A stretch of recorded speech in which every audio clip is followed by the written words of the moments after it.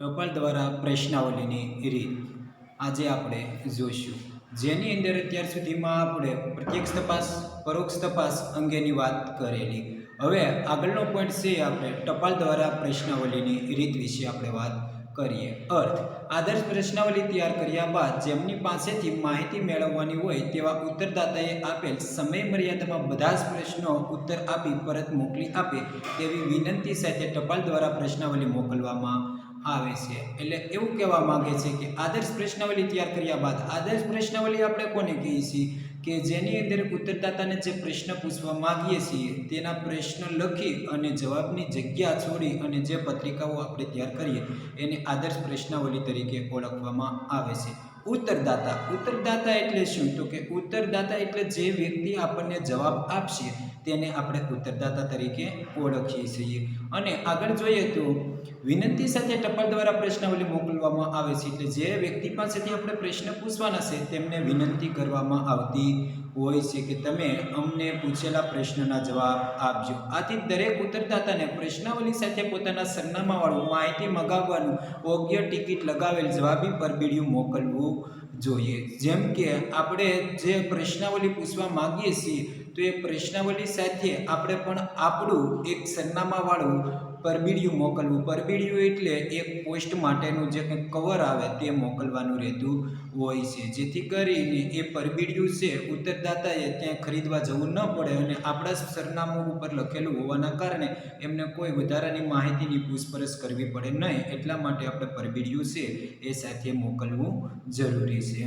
પ્રશ્નાવલીના પ્રશ્નો છે એ સ્પષ્ટ, ટૂંકા, સરળ અને મુદ્દાસર અને સંયમસ્પષ્ટ હોવા જોઈએ. કે આપણે ઉત્તરદાતાને જે પ્રશ્ન પૂછવા માંગીએ છીએ તે પ્રશ્ન છે એ ઉત્તરદાતાને સમજાય તેવા સ્પષ્ટ હોવા જોઈએ અને ટૂંકા હોવા જોઈએ. હા કે નાની અંદર મોટા ભાગે ઉત્તર મળે તેવા હોવા જોઈએ. અને સરળ, સરળ એટલે ઉત્તરદાતાને એ સમજાવવો, પ્રશ્ન હોય એ તો સમજાય તેવો હોવો જોઈએ. મુદ્દાસર કે પ્રશ્ન તમે પૂછો એનો ક્રમ તર્કબદ્ધ રીતે હોવો જોઈએ. ક્રમ એમનો જળવાવો જોઈએ. ક્રમ આડાઅવળો હોવો જોઈએ નહીં. અત્યારના સમયમાં પ્રશ્નાવલી કોમ્પ્યુટર, ઈમેલ તથા મોબાઈલ દ્વારા પણ મોકલવામાં આવે છે. આપણને ખબર છે કે હવે જ્યારે ઇલેક્ટ્રોનિક માધ્યમનો જમાનો આવ્યો ત્યારે પ્રશ્નાવલી છે એ હવે ટપાલ દ્વારા મોટાભાગે પ્રશ્નાવલી થતી નથી. લોકો કોમ્પ્યુટર દ્વારા ઈમેલ કરી આપે અથવા તો શોર્ટ મેસેજ સર્વિસ કરી આપે, એટલે કે SMS કરી આપે, અથવા તો વોટ્સએપના માધ્યમ દ્વારા અથવા તો મોબાઈલના માધ્યમ દ્વારા આ પ્રક્રિયા થતી જોવા મળે છે. તો ટપાલ દ્વારા પ્રશ્નાવલીના લાભ આપણે જોઈએ. પહેલો લાભ આપણને કીધું કે જ્યારે માહિતી એકત્રિત કરવાનું ક્ષેત્ર વિશાળ હોય ત્યારે માહિતી એકત્રિત કરવા માટે આ પદ્ધતિ ખાસ ઉપયોગી નીવડે છે. કે આપણે એક કરતાં વધારે વસ્તુની જ્યારે માહિતી મેળવવા માંગતા હોઈએ તેવા સમયની અંદર આપણે ટપાલ દ્વારા પ્રશ્નાવલી કરવી જરૂરી છે. શા માટે? કે મોટા વિશાળ ક્ષેત્રની અંદરથી જ્યારે માહિતી મેળવવાની થતી હોય તો આપણે દરેક ક્ષેત્રે પહોંચી શકતા નથી. કેમ? તો સમયની મર્યાદા હોય અથવા તો નાણાંની મર્યાદા હોવાના કારણે આપણે ત્યાં સુધી પહોંચી શકતા નથી. માટે ટપાલ દ્વારા પ્રશ્નાવલી છે એ ખૂબ જ આપણને ઉપયોગી નીવડતી હોય છે. બીજો લાભ આપણને એવો કીધો કે આ રીત સરળ અને ઓછા ખર્ચે વધારે માહિતી મેળવી આપે છે. આપણને ખબર છે ટપાલ દ્વારા પ્રશ્નાવલીની રીતની અંદર એવો કોઈ મોટો ખર્ચો લાગુ પડતો જોવા મળતો નથી. કારણ કે ટપાલ છે એ પોસ્ટ ઓફિસેથી અથવા તો આપણે સ્ટેશનરીએથી પણ ખરીદી શકતા હોઈએ છીએ, એ લોકો રાખતા હોય છે. અને ટપાલની કિંમત છે એ ₹1ની આજુબાજુ રહેતી હોય છે. માટે એમાં ખર્ચ બહુ થતો નથી અને સમયસર આપણે એ વસ્તુ પોસ્ટ કરી શકીએ અને ઉત્તરદાતા પાસેથી પણ સામેથી આપણે એમનો જવાબ મેળવી શકાતા હોય. તો આ એમનો એક ખાસ લાભ એ થયો કે એની અંદર ખર્ચ કે સમય શક્તિનો એટલો બધો બગાડ થતો હોતો નથી.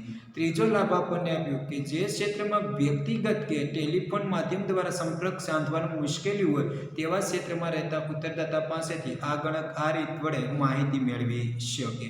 આપણને ખબર છે જે ક્ષેત્રની અંદર ટેલિફોનનું માધ્યમ ઉપલબ્ધ નથી, એટલે કે ટેલિફોનની સુવિધા નથી, અથવા તો તે વ્યક્તિને સંપર્કમાં લેવા માટે આપણી પાસે કોઈ એવું માધ્યમ ઉપલબ્ધ નથી, જેમ કે મોબાઈલ આપણી પાસે ઉપલબ્ધ ન હોય અથવા તો સામેવાળા ઉત્તરદાતા પાસે ઉપલબ્ધ ન હોય તો તેવા સમયની અંદર આપણે પ્રશ્નાવલી છે એ ટપાલ દ્વારા કરવી પડતી હોય છે. અને આ ગણક આ રીત વડે માહિતી મેળવી શકે. આ ગણક એટલે કોણ? આ ગણક એટલે જે વ્યક્તિ પ્રશ્નનો જવાબ મેળવવા માંગતો હોય તે વ્યક્તિ, એટલે કે ઉત્તર જે વ્યક્તિ મેળવવા માંગતો હોય તે વ્યક્તિ આ ટપાલ દ્વારા પ્રશ્નાવલી છે કરી શકતો જોવા મળે છે.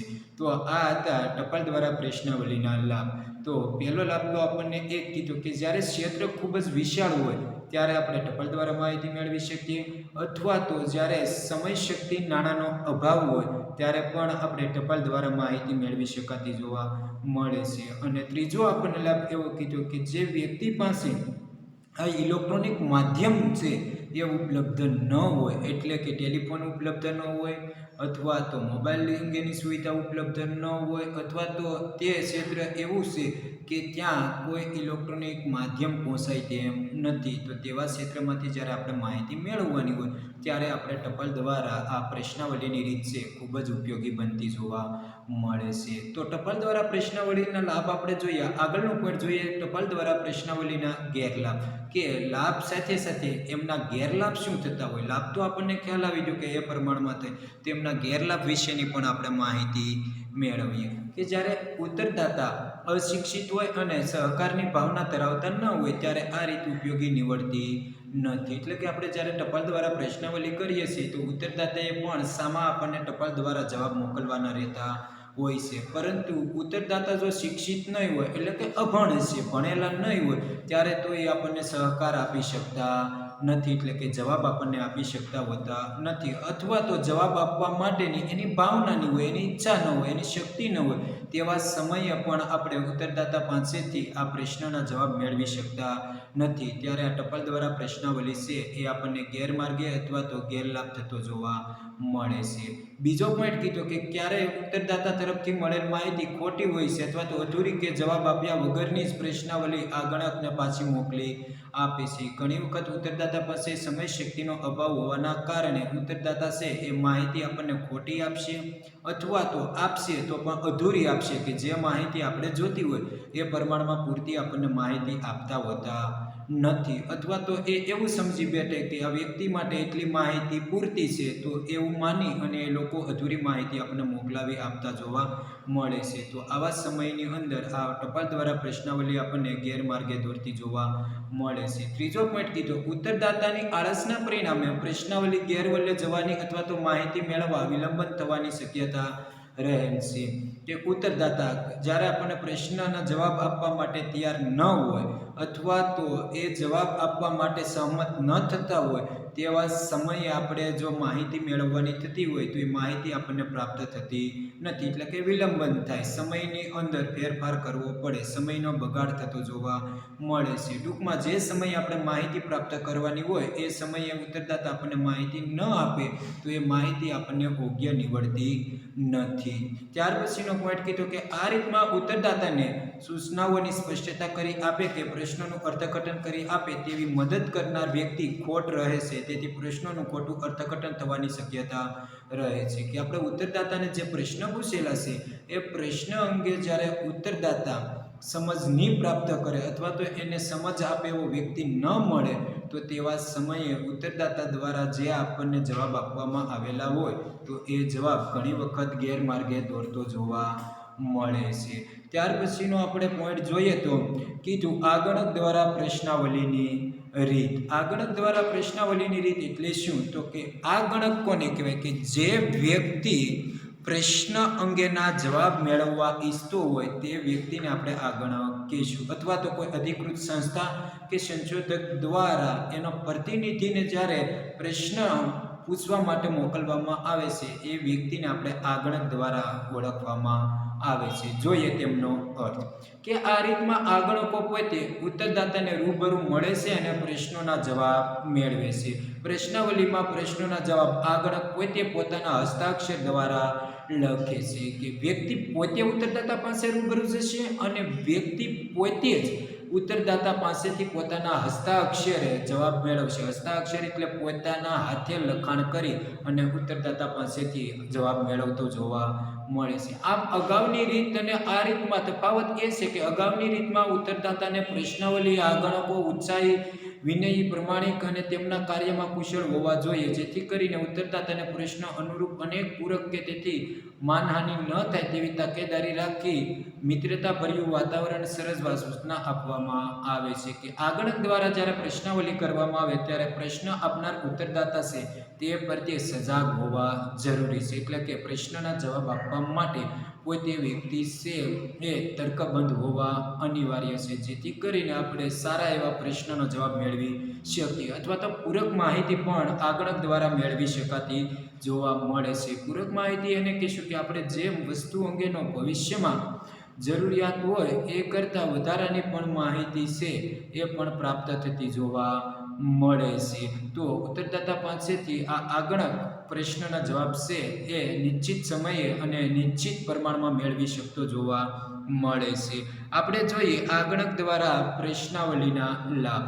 પહેલો લાભ આપણને કીધો કે યોગ્ય આગણકોની પસંદગી કરી ઉત્તરદાતા પાસેથી પૂરી, સાચી અને વધારે યોગ્ય માહિતી મેળવી શકાય. તો તજજ્ઞ ઉત્તરદાતા હશે અથવા તો તજજ્ઞ આગણક દ્વારા પ્રશ્નાવલી કરવામાં આવશે તો પ્રશ્નના જવાબ છે એ ખૂબ જ સારી રીતે અને સ્પષ્ટ મેળવી શકાતા જોવા મળે છે. આ એમનો લાભ છે. બીજું કીધું કે જ્યારે ઉત્તરદાતા અશિક્ષિત અથવા તો સહકાર આપે તેવા ન હોય ત્યારે ઉત્તરદાતાને યોગ્ય ખુલાસો આપી તે યોગ્ય માહિતી મેળવી શકે છે. કે જ્યારે ઉત્તરદાતા છે અશિક્ષિત હોય એટલે કે ભણેલા ન હોય અથવા તો તેને પ્રશ્ન શું કહેવા માગે છે એમાં સમજ ન હોય ત્યારે આગણક પ્રશ્નની સ્પષ્ટતા કરી અને ખુલાસો કરી અને ઉત્તરદાતા પાસેથી જવાબ મેળવી શકતો જોવા મળે છે. એટલે કે ઉત્તરદાતા નિસંકોચે એમનો ઉત્તર આપી શકે. ત્રીજો પોઈન્ટ આપણને કીધો કે પ્રશ્નાવલી ગેરવલે જવાના કે પ્રશ્નાવલીના પ્રશ્નોની અધૂરી માહિતી મેળવવાનો પ્રશ્ન ઉપસ્થિત થતો હોતો નથી. આપણને ખબર છે રૂબરૂ માહિતી મેળવવાના કારણે આપણે યોગ્ય, સ્પષ્ટ અને પૂરતી માહિતી મેળવશું. એટલે માહિતી અધૂરી આપણને નહીં મળે અને ગેરવલી નહીં જાય. ગેરવલી એટલે કે આપણા ઉપયોગમાં જે લેવાની છે એ જ આપણને મળશે, એની ત્યાં વધારાની કે ઓછી માહિતી મળતી હોતી નથી.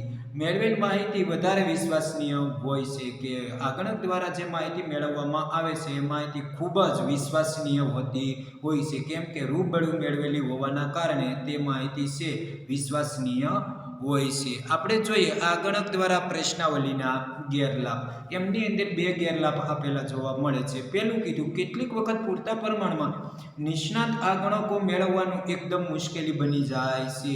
કે આપણે જેવા આગણકો તજજ્ઞ જોતા હોય, તર્કબંધ રીતે પ્રશ્ન પૂછી શકે એવા જોતા હોય અથવા તો જે વસ્તુ અંગેના પ્રશ્ન પૂછવા માંગે છે એની અંદર પૂરતું જ્ઞાન ધરાવતો હોય, પૂરતા કૌશલ્ય ધરાવતો હોય એવો આગણક જોતો હોય તો આપણને પૂરતા સમયમાં મળી શકતો હોતો નથી. તો ત્યારે આવા તજજ્ઞ આગણકો મેળવવાનું કામ છે ઘણી વખત મુશ્કેલીમાં મૂકી શકતું જોવા મળે છે. ત્યાર પછીનો બીજો ગેરલાભ કીધો કે મોટી સંખ્યામાં નિમાયેલ આગણકોને લીધે તેમને ચૂકવવામાં આવતું મહેનતાણું તપાસનું કુલ ખર્ચમાં વધારો કરે છે. કે જ્યારે આગણકોને આપણે મહેનતાણું ચૂકવવાનું થતું હોય એ મહેનતાણું છે એ ઘણી વખત આપણને પોસાય એવું હોતું નથી, જેથી કરીને આપણે યોગ્ય આગણકો મેળવી શકતા નથી. તો યોગ્ય આગણકો મેળવવા માટે આ રીત છે એ ખૂબ જ ઉપયોગી બનતી જોવા મળે છે. તો મિત્રો અહીં સુધી આપણે રાખશું.